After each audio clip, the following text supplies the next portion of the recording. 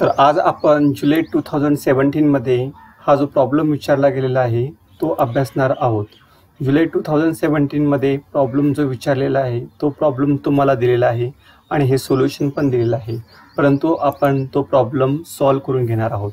From the following trial balance of Messrs. Vishal and Vaibhav, you are required to prepare trading and profit and loss account for the year ended 31st March 2013 and balance it as on that date after taking into consideration the adjustment given below.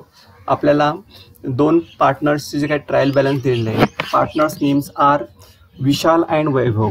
Vishal and Vaibhav are two partners, एकूण दोन partners आहेत आणि त्यांचा profit and loss ratio दिलेला नाही आहे आणि आपल्याला ह्या कॉमन गोष्टी आहेत म्हणजे कोणत्या, trading account, profit and loss account आणि बॅलन्स शीट करायला सांगितलेला आहे. ठीक आहे, तो हा जो भाग आहे तो भाग कोणता असणार आहे, तुमचा ट्रेडिंग अकाउंटचा असणार आहे.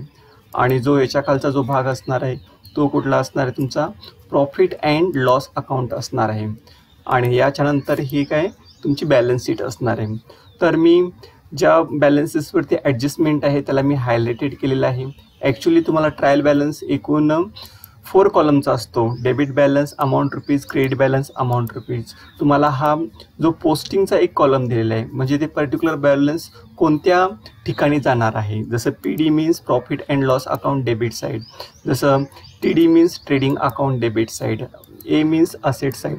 म्हणजे या ट्रायल बॅलन्सच्या डेबिट साईडला जे काही बॅलन्सेस दिलेले आहेत एकतर ते ट्रेडिंग अकाउंटच्या डेबिटला किंवा प्रॉफिट अँड लॉस अकाउंटच्या डेबिटला किंवा तुमच्या बॅलन्स शीटच्या असेटला येणार आहेत, म्हणून या ठिकाणी घेतलेलं आहे. जसं ट्रायल बॅलन्सच्या क्रेडिट साईडचे बॅलन्सेस एकतर TC लायबिलिटी किंवा PC म्हणजे ट्रेडिंग अकाउंटच्या क्रेडिट साईडला एक येणार किंवा प्रॉफिट अँड लॉस अकाउंटच्या क्रेडिटला येणार किंवा बॅलन्स शीटच्या लायबिलिटी साईडला येणार. ठीक आहे, तर मग आपण या ठिकाणी पोस्टिंग तर दिलेली आहे, ॲडजस्टमेंट पण ट्रेड करून. There are total 5 adjustment. Closing stock, this is very important adjustment in each and every problem. प्रत्येक प्रॉब्लेममध्ये क्लोजिंग स्टॉकची ॲडजस्टमेंट दिलेलीच असते. सो ते आपण बघूच. त्यानंतर पोस्टल अँड स्टॅम्प, बघा मी याला टिक मार्क करून ठेवलं आहे तर पोस्टल अँड स्टॅम्पला. नंतर पुढे स्टेशनरी, स्टेशनरी म्हणजे प्रिंटिंग अँड स्टेशनरी. नंतर लीज होल्ड, इथं पण मी टिक मार्क करून ठेवलं म्हणजे शेड करून ठेवलेलं आहे. नंतर Rajan our customer became insolvent and could not pay his debt of ₹1500. तर राजन आपले पैसे देऊ शकत नाही, त्याच्यामुळे ते पैसे आपले बुडालेले आहेत. Mean that is called bad debts. Bad debts म्हणजेच काय, आपल्याला डेटर्सवरती कॅल्क्युलेट करणं गरजेचं आहे, म्हणून हे सन्ड्री डेटरला हायलाईट केलेलं आहे. ठीक आहे, तर ज्या बॅलन्सेसला मी येलो शेडने हायलाईट केलेलं आहे त्या बॅलन्सेसला आपण इनरला घेणार आहोत आणि बाकीचे आउटरला घेणार आहोत. तर मी तुम्हाला या ठिकाणी सांगत आहे की डेबिट साईडचे बॅलन्सेस एकतर trading account debit, profit and loss account debit किंवा बॅलन्स शीट असेट साईड. तर आता पोस्टिंग करून घेऊ. तर salary and wages, this is very important balance. So salary is more than wages, so we have to show profit on loss account debit side. हे आपण profit and loss अकाउंटच्या debit साईडला दाखवणार आहोत. Postage and telegram, there is no adjustment, so we have to show that balances in outer column. Sorry, there is adjustment, so we have to show that balance in inner column. आपला ते inner कॉलममध्ये दाखवणं आवश्यक आहे. नंतर opening stock, opening स्टॉकवरती ॲडजस्टमेंट नाही आहे त्यामुळे आपण ओपनिंग स्टॉकवर दाखवू ट्रेडिंग अकाउंटच्या डेबिट साईडला. Plant and machinery, this is our assets and there is adjustment, so we have to show this balance in inner column. आपल्याला इनर कॉलममध्ये हे बॅलन्सेस दाखवणे आवश्यक आहे. त्यानंतर इम्पोर्ट ड्युटी, इम्पोर्ट ड्युटी हा ट्रेडिंग अकाउंटचा खर्च आहे, परंतु ओपनिंग स्टॉक नंतर लगेच इम्पोर्ट ड्युटी दाखवू नका. पहिल्यांदा जे मेन इम्पॉर्टंट 2 बॅलन्सेस असतात म्हणजे ते म्हणजे ओपनिंग स्टॉक आणि त्यानंतर परचेस, त्यानंतर मग बाकीचे बॅलन्सेस दाखवणे आवश्यक आहे, म्हणून आपण इम्पोर्ट ड्युटी घेऊ. त्यानंतर purchases, so this is one of the most important balance of trading account. नंतर sundry debtors, this is our assets, so we have to show this assets in inner column. आपल्याला हे inner कॉलममध्ये घेणं आवश्यक आहे. त्यानंतर next balance is sundry debtors. नंतर आपण बघू शकता बिल्स रिसिवेबल. हे बिल्स रिसिवेबलचं बॅलन्स घ्या, ॲडजस्टमेंट नाही आहे, डायरेक्ट आउटरला. कॅरेज आउटवर्ड, नुसतं कॅरेज असलं असतं आपण ट्रेडिंग अकाउंटच्या डेबिटला घेतलं असतं, बट कॅरेज आउटवर्ड आहे. Carriage outward means such expenses which is spent on selling goods आपण जे सोल्ड करतो ते ट्रान्सपोर्ट करण्यासाठी जो खर्च येतो त्याला आपण काय म्हणतो, carriage outward. Wages and salaries, so this is balance we have to show in on trading account debit side. Trading अकाउंटच्या डेबिट साईडला दाखवू आपण.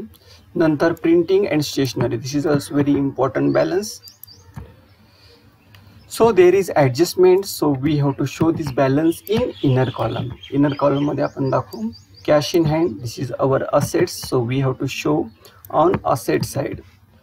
Next lease hold premises, so this is our assets, so we have to show this asset on asset side, and this there is adjustment, so we have to show this balance in inner column.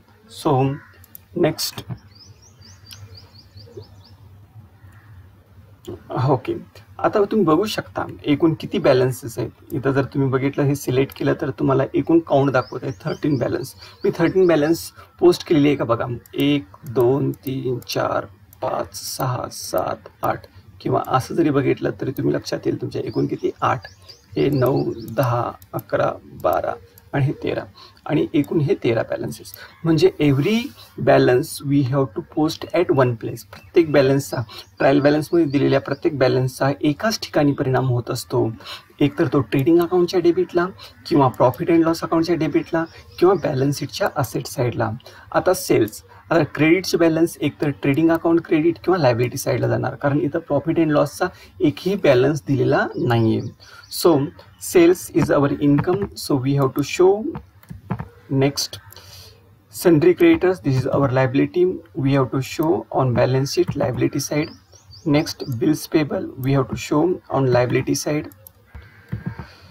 नंतर bank loan, there is adjustment, so this balance we have to show in inner column. हे bank loan आहे ते आपल्याला inner कॉलममध्ये घ्यायचं आहे. नंतर outstanding audit fee, ही आपली लायबिलिटी आहे, ती आपल्याला घेणं आवश्यक आहे लायबिलिटी साईडला. कॅपिटल बॅलन्स, हे आपण कॅपिटल बॅलन्स इथं घेऊ. नंतर हे विशालचं कॅपिटल किती आहे तुमचं 45,000, तर हे विशालचं कॅपिटल सिलेक्ट करू. ओके, एक मिनिट, विशालचं कॅपिटल इथं घेऊ, किंवा नुसतं आपण विशालला सिलेक्ट करू. ओके, 45,000. कॅपिटल नेहमी इनर कॉलमलाच घ्यावं का, because there is we have to add or less net profit और नेट लॉस. जर नेट प्रॉफिट आला असेल तर आपण ॲड करतो, नेट लॉस असेल तर आपण ते लेस करतो. ठीक आहे, आता आपण पोस्टिंग करून घेतलेली आहे. परत एकदा, एकूण हे किती बॅलन्स आहेत तुमचे 13 आहेत, आणि हे एकूण किती बॅलन्सेस आहेत तुमचे 7 आहेत, म्हणजे एकूण 20 बॅलन्सेस आहेत आपले. 20 बॅलन्सेस का बघा, हे 8 आणि हे 9 आणि 6 15, आणि हे 15 आणि 5 20, म्हणजे एकूण 20 ठिकाणी आपण पोस्टिंग केलेली आहे. So now we are going to solve adjustment of this problem. Closing stock, आता हे क्लोजिंग स्टॉक खूप इम्पॉर्टंट बॅलन्स आहे, तर आपण काय करू, क्लोजिंग स्टॉक घेऊ. ॲक्च्युली प्रत्येक बॅलन्सच्या अगोदर इथं 2 आणि या साईडला बाय लिहिणं आवश्यक आहे, पण मी लिहित नाही, जागेची कमतरता आहे म्हणून, पण तुम्ही ते लिहिणं आवश्यक आहे. बाय क्लोजिंग स्टॉक एकूण किती आहे 30,000. तर मी याला एक वेगळ्या प्रकारची शेडिंग करणार आहे, म्हणजे जेणेकरून ते तुमच्या लक्षात राहील. ठीक आहे, तर वेगळ्या प्रकारची शेडिंग कुठली करू, वेगळ्या प्रकारची शेडिंग, हां ठीक, तर ही शेडिंग करतो. तर हे क्लोजिंग स्टॉक आपल्याला घ्यायचं आहे बॅलन्स शीटच्या असेट साईडला, पण इथं घेत असताना बाय लिहू नका. ओके, त्यानंतर नेक्स्ट आहे तुमची postal stamp of ₹250 and stationery of ₹400 are unused. याचा अर्थ असा की पोस्टल स्टॅम्प आणि स्टेशनरी आपल्या बिझनेसमध्ये तशीच शिल्लक आहे. So that is our assets. That assets we can use for the next year. आपण नेक्स्ट इयरसाठी ती असेट्स वापरू शकतो, त्यामुळे ते आपण काय करणार आहोत, तर लेस करणार आहोत. तर लेस करताना इथं काय म्हणू आपण, अनयुज्ड. तर हे अनयुज्ड आहे ते काय करू आपण, लेस करू. पोस्टल स्टॅम्प किती आहे तुमचे 250. तर बघा हे 1750 मधून 250 मायनस केल्यानंतर आपल्याला भेटणार आहेत 1500 आणि हे अनयूज्ड पोस्टल स्टॅम्प आहे ते बॅलन्स शीटच्या असेट साईडला घेणं गरजेचं आहे. काय म्हणू आपण याला? अनयूज्ड पोस्टल स्टॅम्प किंवा तुम्ही स्टॉक ऑफ पोस्टल स्टॅम्प असं सुद्धा म्हणू शकता. एकूण किती येते हे? 250. तर याला आपण वेगळ्या शेडिंग न दाखवू जेणेकरून तुमच्या ते लक्षात राहील. ठीक आहे. तर तुम्हाला सर्वांना या ठिकाणी एक सांगायचं आहे, जर आपण मायनस करत असाल म्हणजे प्रॉफिट अँड लॉसमधून एखादा बॅलन्स मायनस होत असेल तर तो शक्यतो बॅलन्स शीटच्या असेटला जातो. नेक्स्ट ॲडजस्टमेंट आपल्याला दिली आहे stationery, printing and stationery. Printing and stationery सुद्धा अनयूज्ड आहे, ती आपण काय करतो? मायनस करणार आहोत. एकूण किती? 400. तर इथून आपण 400 मायनस करू. मायनस केल्यानंतर बाहेर किती येणार आहे? 4200. आणि हे जे 400 आहे ते आपण इथं घेणार आहोत. तर इथं सेम आपण असंच लिहिणार आहोत किंवा असं लिहा वाटल्यास तुम्हाला. काय लिहा? Stock of printing. प्रिंटिंगचा जो स्टॉक आहे तो शिल्लक आहे तो आपण लेस करणार आहोत. इथं सुद्धा आपण स्टॉक लिहू शकता. Stock of printing. ओके. तर अशा प्रकारे इथून मायनस करून त्याचा सेकंड इफेक्ट बॅलन्स शीटच्या असेट साईडला जितकी अमाऊंट आपण लेस केली आहे तितकी अमाऊंट. किती अमाऊंट लेस केलेली आहे आपण? 400. तर इथं आपण हे शेडिंग न दाखवू. ओके. त्यानंतर आपल्याला बघायचं आहे next adjustment, lease hold property to be run for 10 years with effect from 1 October 2012. म्हणजे we are going to close our books of account on 31 March 2013.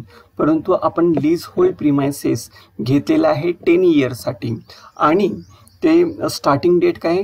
1 October 2012. 1 October 2012 to 31 March एकूण किती महिने होतात? 6 महिने. बघा इथं मी कॅल्क्युलेशन दाखवलं आहे तुम्हाला. लीज होल्ड प्रिमायसेसचं डेप्रिशिएशन कॅल्क्युलेट केलेलं आहे. 80,000चं प्रिमायसेस आहे पण 10 years आपण यूज करणार आहात. 10 years यूज करणार आहात म्हणजे काय झालं? इथं आपण असं लिहू शकता, हे 80,000 डिवायडेड बाय 10 म्हणजे एका वर्षाचं डेप्रिशिएशन किती येणार आहे तुमचं? 8,000 रुपये. परंतु ते आपण फक्त 6 महिन्यासाठी वापरणार आहोत. म्हणजे यावर्षी फक्त आपण 6 month कन्सिडर करणार आहोत. म्हणजेच किती येणार आहे तुमचं? हे 400. हे 400 काय असणार आहे तुमचं? डेप्रिशिएशन असणार आहे. आणि डेप्रिशिएशन आपण काय करतो? लेस करतो. रिटर्न ऑफ म्हणा किंवा डेप्रिशिएशन म्हणा, हे डेप्रिशिएशन म्हणून लेस करा. आणि लेस केल्यानंतर इथून 4000 लेस करा आणि आउटरला घ्या 76,000. हे जे 4000 रुपये आहे ते प्रॉफिट अँड लॉस अकाउंटच्या डेबिट साईडला घेऊ. इथं लिहिताना आपण काय म्हणू? टू डेप्रिसिएशन आणि त्याच्या खाली घेऊ डेप्रिशिएशन आहे. आणि त्यानंतर नेक्स्ट कॉलम लाईनमध्ये आपण घेऊ कशावरती डेप्रिशिएशन काढले आपण? Lease hold प्रिमायसेसवरती.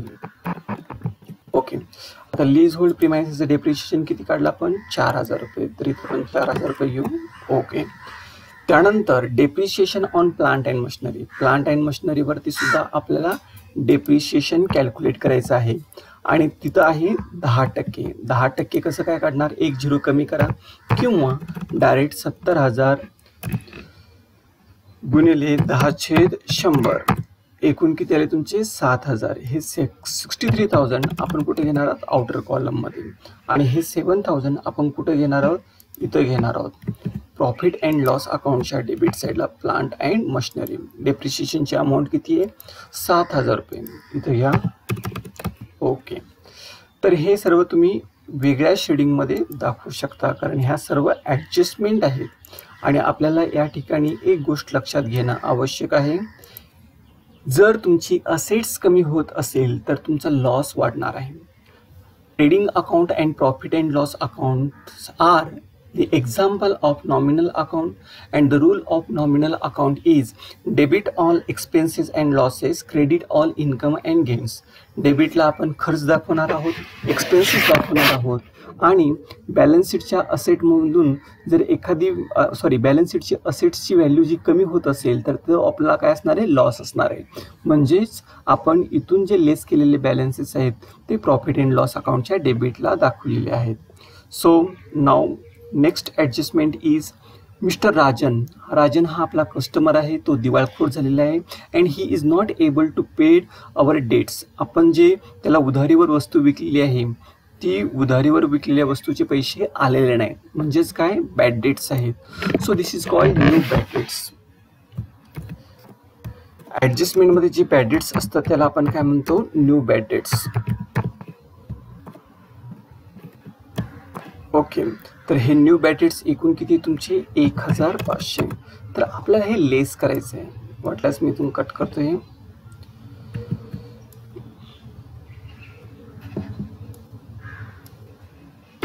1500 ठीक आहे.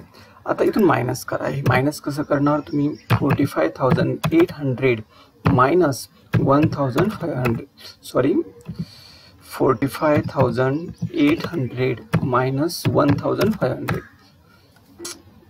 फॉर्म्युला चुकलेला आहे. Okay, next. आता हे 1500 आपण कुठे घेणार आहोत, इथं घेणार आहोत. काय म्हणून घ्यायचं, बॅड डेट्स. ठीक आहे, तर इथे हे कॉपी करू आणि आपण प्रॉफिट अँड लॉस अकाउंटला पेस्ट करू. ओके, तर हे पेस्ट करताना इथं मायनस न लिहिता आपण काय लिहू, टू बॅड डेट्स. आणि ही जी अमाऊंट आहे ही अमाऊंट इनरला न घेता आपण कुठे घेऊ, आउटरला. ओके, इनरची अमाऊंट आपण काय करू, कॅन्सल करू. ओके, त्यानंतर ही जी अमाऊंट आहे ती आउटरला घ्या. 4,000 आणि 7,000 की झाले तुमचे 11,000. आता आपण चेक करणार आहोत आपले सर्व बॅलन्सेस आपण पोस्टिंग व्यवस्थित केलेली आहे का, एखादा बॅलन्स किंवा इनर कॉलमला आहे का, हे चेक करून घेणं आवश्यक आहे. कोणता आहे, 60,000 आहे, तर ती आपली सायलेंट ॲडजस्टमेंट आहे, ती आपण दाखवणे आवश्यक आहे. तर हे बँक लोन आहे. बँक लोन इथं कॅल्क्युलेशन दाखवलं आहे, आपण बँकेकडून कर्ज घेतलेलं आहे. एकूण कर्ज किती आहे, 60,000. 60,000वर 10%. तर बघा इथं मी तुम्हाला असंही कॅल्क्युलेशन करून दाखवत आहे. 60,000वर 10% एका वर्षासाठी आपल्याला एकूण 6,000 रुपये देणे आवश्यक आहे. परंतु आपण ते लोन घेतलेलं आहे 1 ऑक्टोबरला.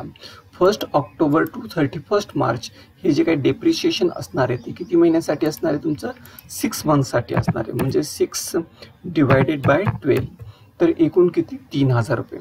तर हे काय असणार आहे तुमचं, इंटरेस्ट. तर we have to paid interest to our bank because we take loan from bank. बँकेकडून आपण लोन घेतलेला आहे. तर इथं लिहा इंटरेस्ट ऑन लोन. ओके, किंवा आउटस्टँडिंग इंटरेस्ट ऑन लोन किती रुपये, 3,000 रुपये. म्हणजे आपल्याला या ठिकाणी हे जे 3,000 रुपये आहे हे 3,000 आपल्याला कुठे घेणं आवश्यक आहे, बँक लोनमध्ये ॲड करून आउटरला घेणं आवश्यक आहे. 60,000मध्ये आपण 3,000 ॲड केल्यानंतर एकूण रक्कम किती येणार आहे, 63,000. तर हे 3,000 रुपये आपण प्रॉफिट अँड लॉस अकाउंटच्या डेबिट साईडला दाखवू. पण इथं म्हणत असताना काय म्हणायचं आपल्याला, टू इंटरेस्ट ऑन लोन. आणि ही जी अमाऊंट आहे ती अमाऊंट काय करू, आपण आउटरला घेऊ. ओके, आता आपण चेक करू शकता, सर्व बॅलन्सेस आपण चेक करून घेऊ. ठीक आहे, चेक करून घेऊ आपण बॅलन्सेस. सर्व बॅलन्सेस व्यवस्थित पोस्टिंग केलेली आहे. आता आपण या साईडची टोटल करून घेऊ. 1,40,000, 1,10,000 प्लस 30,000, 1,40,000. या साईडची टोटल जर तुम्ही केलात तर ती येणार आहे 1,39,100. म्हणजे या साईडची टोटल जास्त आहे, 1,40,000. त्यानंतर आपल्याला इथं सुद्धा 1,40,000 रुपये ठेवणं आवश्यक आहे. त्यानंतर इथं आपला जो डिफरन्स आहे म्हणजे 1,40,000मधून आपण हे मायनस करणार आहोत. किती अमाऊंट मायनस करणार आहोत, ही 1,39,100. जो फरक येतो तो फरक येतो किती, 900 रुपये. आणि हा 900 रुपये आपण इथं दाखवणार आहोत टू ग्रॉस प्रॉफिट आणि इथं लिहू आपण कॅरेट डाऊन. आणि हा जो ग्रॉस प्रॉफिट आहे तो आपण प्रॉफिट अँड लॉस अकाउंटच्या क्रेडिट साईडला घेऊ. आणि क्रेडिट साईडला घेत असताना काय म्हणू आपण, ग्रॉस प्रॉफिट. आणि इथं घेताना काय म्हणू, ब्रॉड डाऊन. आणि आउटर कॉलममध्ये आपण अमाऊंट घेऊ किती रुपये, 900 रुपये. आपण बघू शकता 900 रुपये ही साईड खूपच कमी आहे, म्हणजे इन्कम कमी आहे आणि एक्सपेंडिचर जास्त आहे. म्हणजे इथं किती आहे, 40,000 आणि हे किती, 900. कोणत्या साईडची टोटल जास्त आहे, प्रॉफिट अँड लॉस अकाउंटच्या डेबिट साईडची टोटल जास्त आहे. म्हणजे आपल्या बिझनेसला काय झालं, लॉस. हा 40,000 रुपये आपण क्रेडिटला पण घेऊ. आणि ह्या 40,000तून आता 900 रुपये आपण मायनस करणार आहोत. तर आपल्याला ऑब्व्हियसली माहीत आहे 40,000तून 900 गेले तर हे 39,100 आले. यानंतर आपण काय करणार आहोत, इथं लिहिताना आपण लिहिणार आहोत नेट लॉस, किंवा आपण असं लिहू, काय लिहू, पार्टनर्स कॅपिटल अकाउंट. आणि ब्रॅकेटमध्ये लिहू, नेक्स्ट लाईनला लिहू, हा जो आहे तो कुठला आहे तुमचा, नेट लॉस आहे. Okay, net loss transfer. Okay, आता हे आपण ब्रॅकेट क्लोज करून घेऊ. आता पार्टनर किती आहेत, 2 आहेत. त्या पार्टनरचे नाव काय आहेत, विशाल आणि वैभव. ठीक आहे, तर विशाल आणि वैभव यांचा रेशो दिला आहे का, आपल्याला नाही दिला. तर काय करणार आपण, ते वाटून देणार. कसं वाटून देणार, याला डिवायडेड बाय 2. 2ने आपण त्याला डिवाइड करून घेऊ. 19,550 आणि 19,550 इक्वल रेशो आहे. हा लॉस आहे. लॉस आपण काय करतो, लेस करून घेत असतो. काय म्हणू याला, नेट लॉस किंवा प्रॉफिट अँड लॉस म्हणा, आणि ब्रॅकेटमध्ये नेट लॉस म्हणा. एकूण किती, 19,550. तर ही रक्कम आपण आउटरला घेऊ. आउटरला घेत असताना आपल्याला काय करायचं आहे, equal to 45,000 minus 19,550. 24 same amount असणार आहे. इथं सुद्धा तोच भाग आपण कॉपी पेस्ट करून घेऊ, कारण दोघांच्या कॅपिटलमध्ये आणि दोघांच्या लॉसमध्ये काहीही फरक नाही, म्हणून ॲज इट इज घेऊ आपण. ठीक आहे, त्यानंतर आपल्याला काय करायचं आहे, बॅलन्स शीट टॅली करून बघायची. आता बॅलन्स शीटचे सर्व बॅलन्सेस आपण टॅली करून घेऊ. बघा, या साईडची टोटल येते 2,32,500 आणि या साईडची टोटल येते 2,32,500. म्हणजे दोन्ही साईडची टोटल सारखी आहे. किंवा तुम्ही फॉर्म्युला यूज करून बघा, सम हे ओपनिंग सेल कोलन आणि हा closing cell, bracket close. Okay, enter. Okay, तर हाच फॉर्म्युला आपण इथं सुद्धा यूज करू. ओके, बघा, 2,32,500, 2,32,500. तर अशा प्रकारे आपण जुलै 2017चा जो प्रॉब्लेम आहे तो सॉल्व केलेला आहे. मागच्या व्हिडिओपेक्षा ही व्हिडिओ चांगली आहे, कारण मागच्या व्हिडिओमध्ये मी फक्त बॅलन्सेस ट्रान्सफर केले होते. अगोदर हे सर्व काही गोष्टी लिहून ठेवलेल्या होत्या, परंतु आता मी पूर्ण प्रॉब्लेम डिटेलमध्ये सॉल्व केलेला आहे.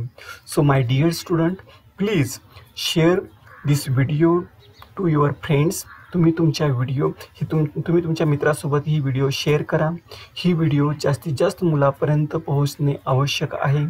आणि आपण ऑनलाईन एज्युकेशनला प्राधान्य देणं आवश्यक आहे. कोरोना व्हायरसचा जो प्रादुर्भाव आहे तो वाढत आहे आणि त्या दृष्टिकोनातून आपण जास्तीत जास्त घरी बसून शिक्षण घेणं आवश्यक आहे.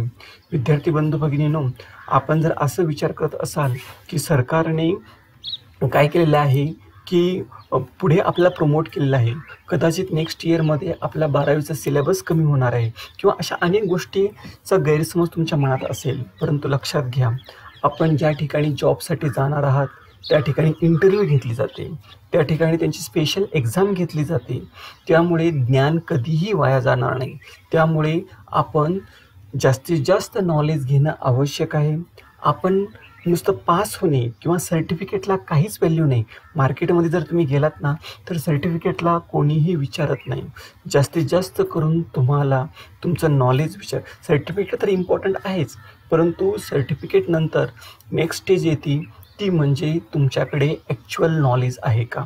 जर नॉलेज नसेल तर तुम्हाला कोणीही जॉब देणार नाही. नॉलेज नसेल तुमचं हायर एज्युकेशन चांगल्या प्रकारे होऊ शकणार नाही. त्यामुळे किंवा तुमच्याकडे बघण्याचा लोकांचा दृष्टिकोनसुद्धा पूर्वग्रह दूषित होऊ शकतो. म्हणजे लोकांना असं वाटू शकतं की हा 2020-21 बॅचचा आहे, त्यामुळे कदाचित याच्याकडे तितकीशी पात्रता नाही. त्यामुळे तुम्ही व्हिडिओ जास्तीत जास्त बघा, जास्तीत जास्त आपल्या मित्रांना ही व्हिडिओ शेअर करा आणि be serious about your study. अभ्यासाबद्दल सिरियस राहा. कारण अभ्यास आहे, ज्ञान असेल तर समाजामध्ये मान आहे. त्यामुळे आपण जास्तीत जास्त व्हिडिओ आपण आपल्या मित्रांसोबत शेअर करणे आवश्यक आहे. त्यामुळे माझासुद्धा उत्साह वाढणार आहे आणि मी पण जास्तीत जास्त चांगल्या प्रकारे तुमच्यासाठी व्हिडिओ घेऊन येणार आहे. Please like and share and subscribe आणि सर्वात शेवटी आपण बेल या बटनावरती क्लिक करायचं आहे, जेणेकरून तुम्हाला लेटेस्ट नोटिफिकेशन किंवा जेव्हा मी कोणतीही व्हिडिओ अपलोड करेन तेव्हा तुम्हाला त्याचं नोटिफिकेशन भेटणार आहे. Thank you.